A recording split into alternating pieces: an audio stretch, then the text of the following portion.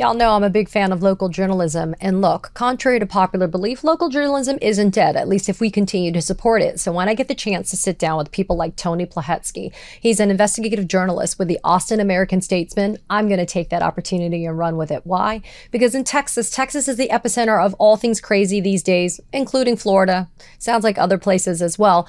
But Tony has his finger on the pulse of everything in Texas state politics, culture, etc. And he's somebody who's actually been boots on the ground in Austin at the state capitol throughout this entire redistricting drama. He and I had the chance to be able to talk about not only that historic vote that happened yesterday, which is yet another chapter in a very long battle over illegal gerrymandering in Texas, but he also has some breaking news that he dropped in this video. And we also covered the breaking news from today, which is Chip Roy is going to be running for Attorney General in Texas, which will change the balance of the House of Representatives in D.C. As I've said, everything local is also national some days. Anyway, take a listen to my interview with Tony Plohetski. And joining me now for the first time on the Katie Phang News Channel, but not a stranger to either me or any of my programs, is the amazing independent investigative journalist. Well, you're really with the Austin American-Statesman, but your level of journalism, Tony, has been spectacular. So, folks, this is Tony Plohetski from the Austin American-Statesman, one of the best investigative journalists out there, and especially somebody that really has his finger on the pulse of all things Texas. So Tony, welcome. Thank you so much, Katie, for having me. It's great to see you. It's nice to see you. Listen, Tony, we were talking right before we hit record here that Texas is always kind of leading the charge when it comes to things that are crazy. Florida also likes to say, hold my beer sometimes on that. But let's start with the immediate news yesterday. In a party line vote, 88-52, the Texas House voted that, in my opinion, illegal gerrymandered map that's going to give a GOP advantage to Texas. Talk about what it was like on that House floor, because I followed along for a long time watching that live feed. So, Katie, just to sort of set the scene for you. So, yes, there was what was happening in the House chamber on the floor, but I also want to tell you that just a few feet from there in the Capitol Rotunda, there were hundreds of people who were chanting, who were protesting, who were very much unhappy about what was happening. But inside the chamber, what we saw for hours were those Democratic lawmakers sharply questioning Republicans about every aspect of this redistricting map. Who drew it, why they drew it this way, the purpose behind redrawing it. And Katie, keep in mind that when those Democrats came back to Texas earlier this week from suburban Chicago, one of the things that they said was that they would be helping build a case to challenge these maps in court. That was one of the reasons they say they came back. And so for hours, they were essentially doing that. They were filling the record with information and, frankly, testimony that they hope to then use to draft legal petitions in coming weeks to challenge the maps in court. You know, Tony, a couple of follow-up questions. One, I was watching, it got pretty heated at some points. There was some, I think, measure of decorum, but listen, you could definitely tell who was a Republican and who was a Democrat during those proceedings yesterday. And you know, what particularly offended me, though, was how some of the Republicans took the position that those Democrats that had broken quorum, that they had somehow delayed things, that they had somehow not tried to meet with their Republican colleagues. I heard that at one point, like, you didn't come talk to me about this and you just took off. I mean, it seems like it got really personal at some times. It did. And then when you have the infusion of race, a highly charged topic anyway, into the conversation, and Republicans took great offense to the insinuation that this is all race-based or that much of it is race-based. And then on the other side of the political aisle, you see the Democrats saying, come on, this is all about, their words, racism. This is all about further marginalizing a certain class of voters in the state. And so, yes, it was heated. It was contentious. it bordered at times on personal, but to your point, there was a level of decorum. I'm thinking of one exchange in which, essentially both lawmakers expressed their personal respect and professional respect for each other, but that followed uh, a sharp conversation, a sharp questioning between both of them. And Tony, you did just mention a few minutes ago that part of the reason why some of those Democrats came back, and this is a really important point, the Democrats that broke quorum and left a few weeks ago, some of them came back, as you noted, to be able to build a case.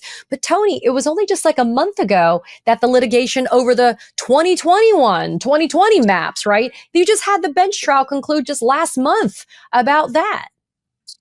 And Katie, if we just to rewind the tape over the past several weeks, first of all, to be clear, these Democrats publicly, but definitely privately, never believed that their departure from the state, this quorum busting effort, was really going to change the ultimate outcome of these maps. Yes, I talked to some of them and they said, well, maybe there is some room for compromise. Maybe instead of five, there would be three. But ultimately, of course, that was not to be.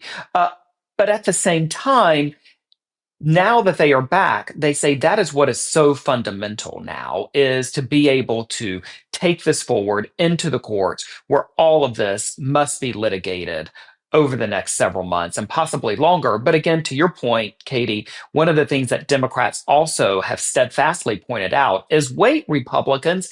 It was just a very short time ago that you were saying that these maps were 100% solid Yeah. and that they were appropriate, and there's no reason to change the maps. They were vigorously defending them in court. Then comes, of course, this request from Donald Trump, this letter from the Department of Justice, and that changes everything.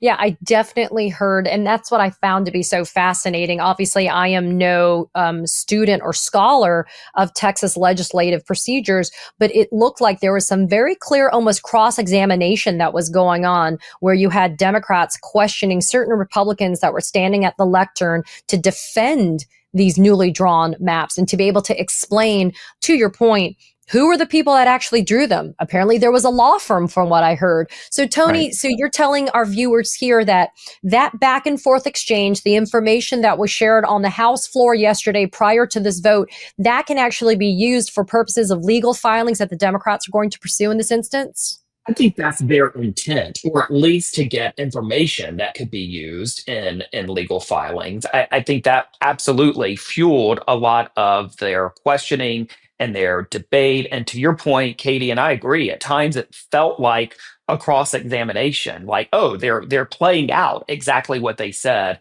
they were going to do. Tony, I do want to go back to you being our boots on the ground, because I didn't get to see that. I mean, I do know that there has been very um, sincere and a very full throated opposition to what's going on in Texas. We've seen people even arrested on Monday night when Representative Nicole Collier was locked in the chamber Monday night, Tuesday night. She eventually was able to leave yesterday, but we know people have been arrested for protesting. But I want you to please paint a little bit more of a detailed picture for our viewers here at the channel about what the opposition looked like, sounded like, because this really is the groundswell of emotion that we're getting from these grassroots opponents to what's happening in Texas. Yeah, I just think back to how the Capitol Rotunda looked Mhm. yesterday morning, for example. And let's be honest, I mean, that is sort of ground zero for the debates that have occurred on all sorts of topics and social issues here in Texas. But they were a very vigorous, a very energized crowd. They were shouting, keep Texas first. They were saying, they were chanting for the release of the state representative who you mentioned, Nicole Collier, who had spent a couple of nights at that point in the chamber.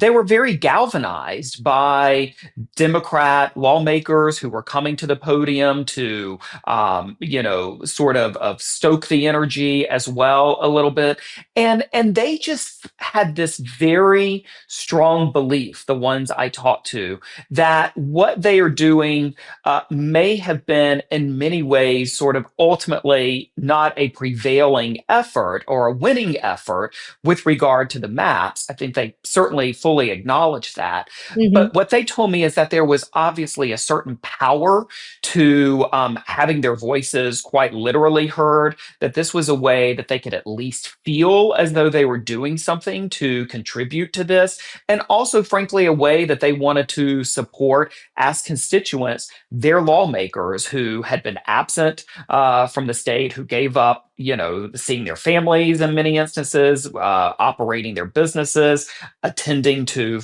and one example I'm aware of, an elderly parent. So they say they wanted to add their voice of support to those lawmakers who had been fighting so hard as well. Tony, at the same time yesterday, what's been going on has been testimony provided by survivors and next of kin to those that perished in those horrific flash floods that were just last month. And it seems like it was just yesterday, and it seems like it was so far away at the same time. Some really gripping, incredibly emotional testimony being provided by those people. But was flash flooding even addressed at all in this special session so far, Tony? Like, what's going on even with that? Because I feel like a lot of this was putting the redistricting first and foremost in the pole position of this special session agenda. And I'm wondering, how are Texans benefiting from this when you still have this risk of flash flooding, by the way, which we just had an emergency declaration by Abbott just last week on it? Katie, when we look back over the past few weeks here in Austin, it has been a very difficult week, a very difficult period, a very difficult chapter for the entire state. And when you look at the original intent of the first special session, keep in mind that session was ended. We are now in a second special session.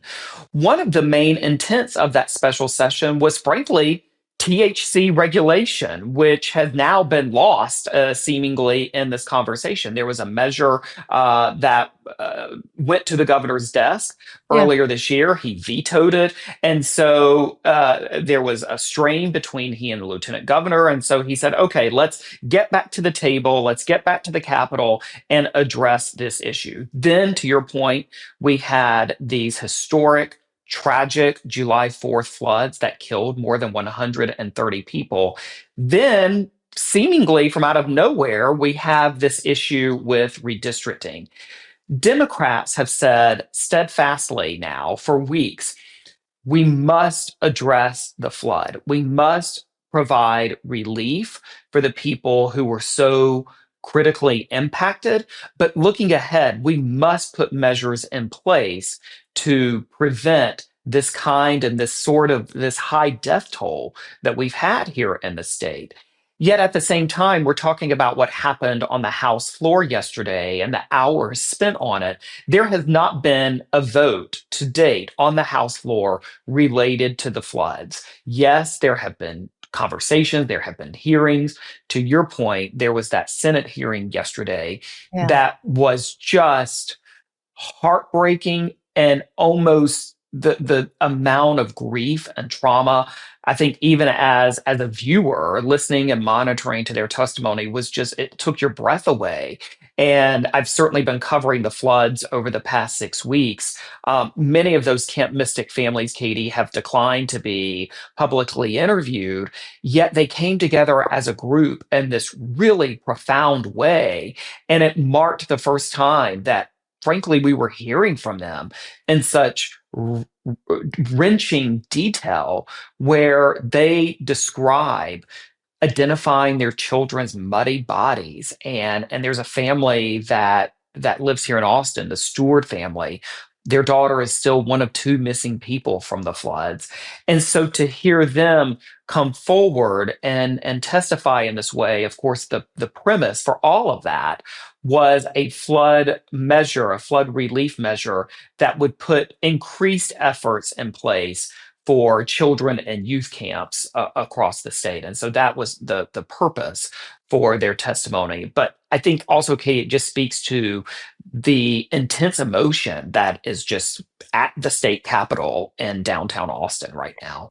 Yeah, that actually just gave me the chills. I did watch the testimony of the mother of that little girl who had to Yeah. explain to the 5-year-old sister that the body hasn't been found because the little girl's starting kindergarten and she didn't want her little girl to hear it from her fellow classmates. I mean, but Tony, I guess that just underscores, though, the absurdity, though, that the Texas Republicans are making this redistricting thing. It was their like number one priority, right? Over the flash flood legislation, even the THC stuff, which to your point was supposed to be on the table. There's also some absurd, I think, school issues, et cetera, that are a Republican priority as well. But it just kind of shows the juxtaposition of how there are things that actually could benefit all Texans in terms of public safety, preservation of life. And yet the Republicans made, and correct me if I'm wrong, please, Tony, because you are the investigative journalist, though. The Republicans made the redistricting vote the number one issue for purposes of the agenda, correct? For this second special session. I mean, that's certainly what any Democrat would tell you, and that seems to be, frankly, objectively true. Now, what Republicans would say is, well, the maps, the nuts and bolts, it's an easier mission for us to complete. Whereas flood response and flood prevention, there are a lot of moving parts. It's much more dynamic, and so that's an effort that is going to take not only this special session, but next legislative session. And it's just going to take a lot of time and possibly even years for us to do all that. But these maps, we can get those done efficiently. We've got them drawn. Let's push them through. Oof. Tony, my friend, I know you're a journalist. I'm not faulting you at all, and I appreciate you just delivering the facts to us. But let me tell you, my friend, you and I, well, I'll speak for myself. That doesn't sit well with me at all. For you guys that are in Texas, before we switch gears, Tony, I'm just going to note for our viewers right now, remind people this was an 88-52 vote along party lines. The Texas Senate just last Sunday voted that map, approved it. So I guess, Tony, by the end of the week, that map should be on Governor Abbott's desk for his official approval? 100%. That has been the goal from the moment that plane, and I was out there at the airport, Katie, when that plane touched down on Monday. I think everyone who got off that plane knew how quickly this was going to go, that they were going to, push this through at this very accelerated clip. And that's exactly what happened. So we anticipate that the Senate, possibly as early as today, even more possibly tomorrow, late today, possibly tomorrow, will approve it. And then it will go to the governor's desk. No big surprise. He has yet again released a statement saying the moment it hits his desk, he will sign that measure. Katie, I also just want to add one other thing that has happened over the past 12 plus hours or so, and that is late yesterday, the governor added a new priority item for this special session, and that is to draft and approve legislation that would impose further penalties or harsher penalties on any lawmaker in the state who is intentionally or willfully absent to carry out a quorum busting effort.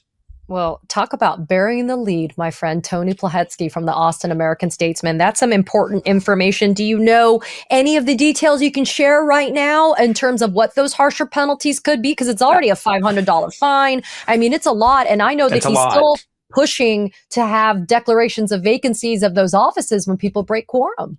Right. There's still pending litigation in the state Supreme Court. With regard to what those penalties and punishments could look like, he did not set forth in his public notice or in his news release about that. But I can assure you that right now, Republican lawmakers are coming up with strategies and what that could possibly look like. To your point, though, after the last quorum break in 2021, there were new penalties, $500 a day, can't be used from their campaign funds. And so right now that total is about $8,500 for each for those lawmakers who left. Oh, wow. Okay. So right now it's $8,500 per Democratic lawmaker that broke quorum this latest round, that's right? That's an estimate. Correct. Yep. Gosh. And they already just doing the math. Yeah. Yeah. They don't. They make Yeah. about $7,500 per session, uh, and to that point, Katie, I mean that is one of the reasons they say, and they made this point consistently throughout their quorum break, and that is, listen, we are not doing our day jobs. Yeah. Anybody who is sort of pretending like we're on vacation in Chicago is dead wrong. We are not seeing our families. We're missing the first day of kindergarten. I've got an elderly mom I've had to hire at the last minute, assistance for because I am Wow. her basically full-time caregiver. I mean, they have been very clear that this is not a five-star vacation for them. Let's switch gears quickly, Tony, and let's talk about the news that just dropped this morning. Chip Roy, interesting fella. By way of background to our viewers, because I actually didn't know this, and as I was preparing for you and I to have this conversation, Chip Roy has announced this morning that he'll be running for the role of Attorney General in Texas. Let's put a period there. Let's put a pin in this because that obviously now changes the dynamic potentially in DC when it comes to the House of Representatives. But I didn't know this, Tony, that Chip Roy was Ken Paxton's, the current Attorney General of Texas, Ken Paxton's top deputy for at least a couple of years. But then when the allegations of bribery arose against Paxton, Chip Roy actually said, you know what? I'm calling for Ken Paxton's resignation because of these allegations. Roy has been a House rep since 2019. We do know that Paxton is no longer going to be the Attorney General because he is running for the United States Senate against the incumbent, John Cornyn, who himself dipped his toe into this breaking quorum fray by trying to sick the FBI on those Democrats that had left the state. Talk a little bit, Tony, about this Chip Roy dynamic, because I do feel like some chickens are coming home to roost now. Yeah, it's really interesting. He had been rumored to join the Texas AG race. One of the things that's most interesting about this sort of announcement, of course, Katie, when we look at Ken Paxton, he is beloved by the MAGA base. I mean, he 100% carries out their agenda, Hmm. particularly on social issues. At the Yes. same time, Chip Roy is kind of that as well. And so it'll be interesting to see as he enters the race how deep conservatives, those far right conservatives in the state, embrace him for that role. But if he continues to promise to carry out sort of a Paxton-esque agenda, by the way, without all of the drama that Ken Paxton has faced, I think there is possibly room for Chip Roy to gather steam in that race. You know, Tony, I have to laugh though, because embattled is like not even the It doesn't adjective really that does it capture it. Yeah. justice. It doesn't for Ken Paxton. And to your point though, Chip Roy's announcement, his press release, his announcement that he's running for AG smacked of very MAGA-esque kind of ideas, getting rid of leftist policies and cracking down on, illegal immigration. But I've always looked at Chip Roy as being MAGA light. He is definitely MAGA, but not like all in a la Paxton. I am curious though, because Chip Roy was very openly against Ken Paxton in the end. And I wonder if Paxton's going to try to throw some, kerosene on the conflagration in that and try to put his thumb on the scale of that AG race. Because there's other people that are going to be running for that AG seat. Yeah, I mean, it's increasingly there are a number of prominent names and increasingly prominent names on the ballot and people who have said they're going to run. I'll be curious to see how those voters, those deeply conservative primary voters, greet this. But again, I think that very early, I mean, it's very early, but one of the things that we were hearing is that Chip Roy could be embraced. And to your point, what do those voters do with the fact that he has not supported Ken Paxton and what Ken Paxton Yeah. may do?